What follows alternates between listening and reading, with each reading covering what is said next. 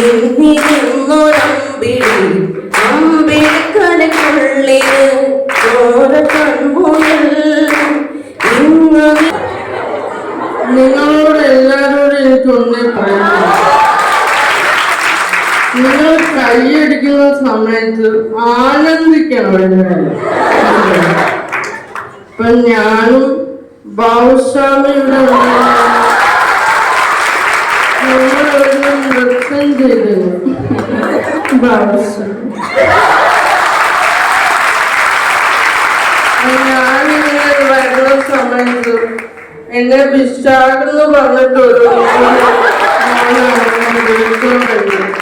അപ്പൊ ആ മോന്റെ സ്വയം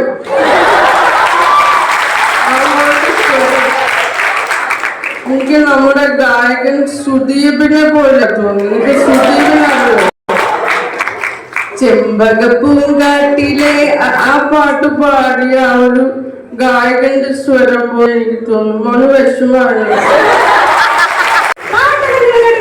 എന്റെ പാട്ട് നിങ്ങൾ കേട്ടിട്ടുണ്ടോ? എത്ര പേര് കേട്ടിട്ടുണ്ട്? ഞാൻ പാടിയ പാട്ട് നിങ്ങൾ പറ. ഇങ്ങനെ എട്ടിരിക്കുന്ന സ്പെക്സ് വെച്ച കുട്ടി ഇവിടെ വലിയ പറയോ? എല്ലാവർക്കും ഉണ്ടല്ലേ? Okay, sorry.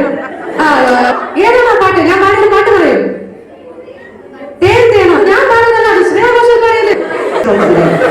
കാര്യം അതെല്ലാം കണ്ടിട്ട് നിങ്ങൾ എന്താണ് നിങ്ങളുടെ അഭിപ്രായം കൊണ്ടുകൂടുന്നത് അറിയിച്ചാൽ മാത്രമേ യൂട്യൂബിന് അത്ര ഒരു എൻഗേജ്മെന്റ് വരും.